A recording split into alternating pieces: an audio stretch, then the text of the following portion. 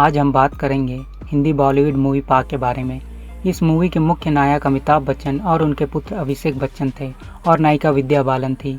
यह मूवी 2009 को रिलीज़ की गई थी। इस मूवी को सभी ने देखा ही होगा।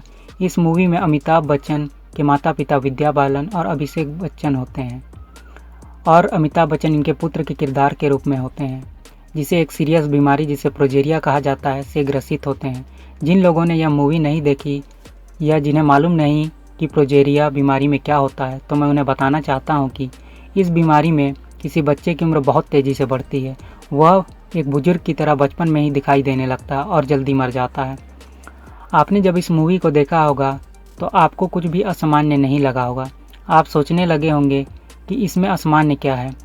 इस मूवी में तो एक प्रोजेरिया से ग्रसित बच्चे के जीवन को दिखाया गया है, लेकिन आज लोगों को इन सभी दृश्यों को दिखाकर सिंपैथी बटोर कर आपकी सिर्फ माइंड प्रोग्रामिंग की जा रही है। अब आप मुझसे कहेंगे कि इस मूवी से हमारा क्या माइंड प्रोग्राम हुआ है। आगे जो मैं आपको बताने जा रहा हूँ वो आपके होश उड़ाने वाला है। सबसे पहले आप इस बात को समझिए कि 17वीं 18वीं शताब्दी से पहले सभी शैतानी साम्राज्य के अनुयायी छिपकर रहते थे। उस समय अगर लोगों को पता चल जाता था कि यह शैतानी याजक है या गुप्त संगठनों जैसे इल्यूमिनाटी से संबंध रखता है और सीक्रेट रिचुअल्स करता है, तो उसे दर्दनाक मौत दे दी जाती थी। जैसे हमारे देश में टोनी प्रताड़ना है। पहले गांवों में लोगों को पता चलता था कि ये महिला टोना जादू करती है तो उसे मार दिया जाता था, लेकिन जैसे जैसे समय बीतता गया इन सीक्रेट सोसाइटीज़ ने पूरे विश्व पर कब्जा कर लिया।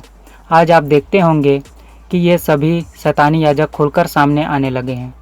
सड़कों पर इनकी परेड निकलती है जिसमें ये खुद को एक शैतान बनाकर उस परेड में हिस्सा लेते हैं।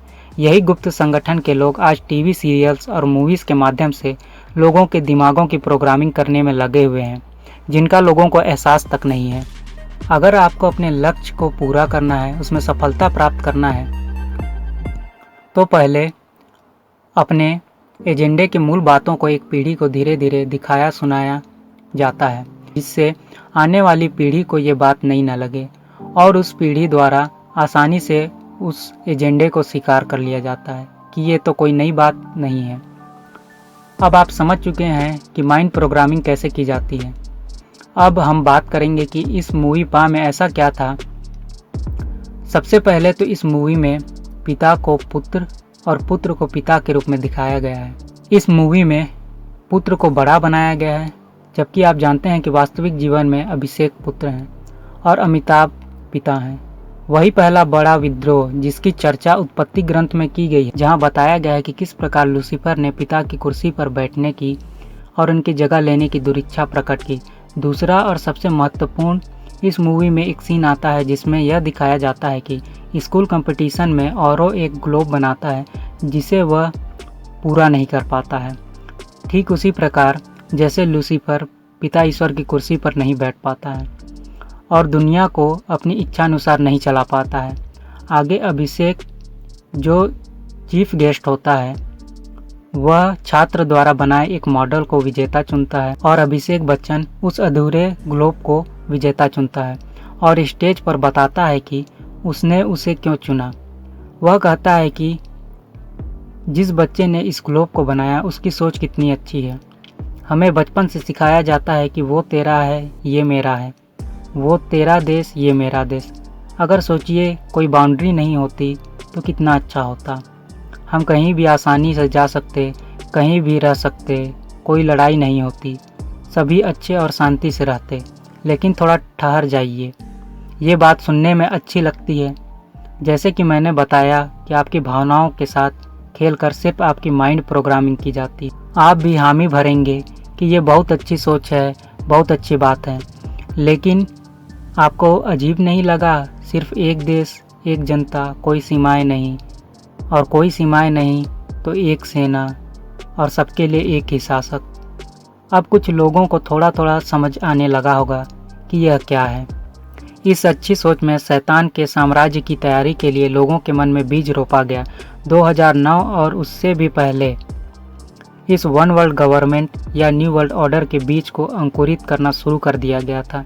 जिन्होंने मेरी पिछली video PM Modi announcement for one world government देखी है वो समझ चुके होंगे क्या इसे एक इंसिडेंस कहना चाहिए या सोची समझी साजिश कि 2009 में एक मूवी दिखाई जाती है जिसमें कितनी सफाई से लोगों के मन में वन वर्ल्ड गवर्नमेंट की बात डाल दी जाती है, और आज हमारे देश के पीएम 2021 में लोकसभा के मंच पर खड़े होकर ये कहते हैं कि हमें वन वर्ल्ड गवर्नमेंट का हिस्सा बनना पड़ेगा।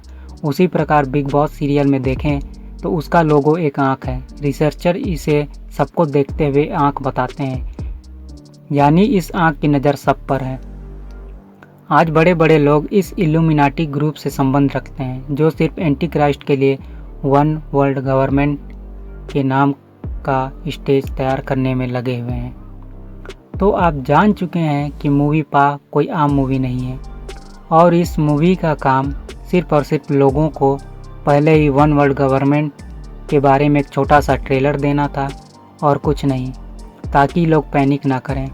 और ठीक 12 साल बाद 2021 में जब पार्लियामेंट में खुलेआम सबके सामने अनाउंसमेंट किया गया वन वर्ल्ड गवर्नमेंट, तब किसी ने भी कोई प्रतिक्रिया नहीं दी। ऐसा इसलिए हुआ कि लंबे अरसे से टीवी सीरियल्स और मूवी में इसे दिखा दिखा कर इसकी माइंड प्रोग्रामिंग कर ऑलरेडी लोगों को तैयार किया जा चुका था। और जब इस न्यू वर्ल्ड ऑर्डर के अंतर्गत एक साम्राज्य खड़ा होगा तो पूरे विश्व की एक ही गवर्नमेंट होगी, एक धर्म होगा और एक इकोनॉमी यानी मुद्रा भी एक होगी, जिसमें लेन देन केवल वही कर सकता है जो केवल मार्क ऑफ द बीस्ट अपने दाहिने हाथ पे और माथे पर ले। और इस साम्राज्य का एक ही नेता होगा यानी एंटी क्राइस्ट। ध्यान देने लायक बात यह है कि मूवी पा में अभिषेक बच्चन मिनिस्टर होते हैं और न्यू वर्ल्ड ऑर्डर के बारे में बताते हैं, और जब वास्तविक जीवन में एक बहुत बड़े मिनिस्टर पीएम मोदी द्वारा न्यू वर्ल्ड गवर्नमेंट की घोषणा कर दी गई, तो क्या आप इसे कोइंसिडेंस मानेंगे? ये आप पर है। एक नया वर्ल्ड ऑर्डर नजर आ रहा है, नया वर्ल्ड ऑर्डर तैयार होगा और होना ही है। किस रूप का होगा वर्ल्ड ऑर्डर में भारत को अपनी जगह बनाने के लिए भारत को सशक्त होना पड़ेगा, समर्थ होना पड़ेगा।